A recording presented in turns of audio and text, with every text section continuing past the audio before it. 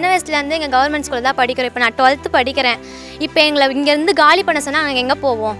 இப்போ நான் பப்ளிக் எழுதணும். எதுவுமே இது பண்ணாமல் எந்த ஒரு அறிக்கையும் விடாமல் நீங்கள் திடீர்னு 21 நாளில் காலி பண்ண சொன்னால் நாங்கள் ரோட்டில் தான் சார் நிற்கணும். பசங்களெல்லாம் வச்சுக்கின்னு நாங்கள் ரோட்டில் நிற்கிறது உங்களுக்கு நியாயமாக தெரிஞ்சுதுன்னா சொல்லுங்கள். நாங்கள் எல்லாருமே ரோட்லேயே வந்து உட்காந்துருக்கோம்.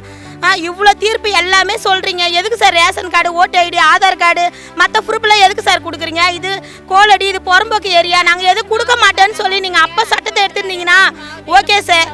அப்போ எவ்வளோ மோசமாக தண்ணி இது எல்லாமே கடந்துச்சு. இப்போ எல்லாம் நல்லா டெவலப் ஆனதுக்கப்புறம் எதுக்கு சார் இப்போ இந்த ஆக்ஷன் எடுக்க வேண்டிய அவசியமே இல்லை சார். இந்த 40 வருஷமாக எங்களுக்கு வந்து கவர்மெண்ட் இது புறம்போக்கு இது எடுக்க போகிறோம் அப்படிங்க எந்த இன்ஃபார்மும் கொடுக்காம இப்போ போன மாதம் லாஸ்ட்டில் திடுக்குன்னு நைட்டு 7 மணிக்கு 10 வண்டி எடுத்துன்னு வந்து வீட்டுங்களை இடிச்சாங்க. நைட்டு 7 மணிக்கு சனிக்கிழமை நைட்டில் இடிச்சாங்க.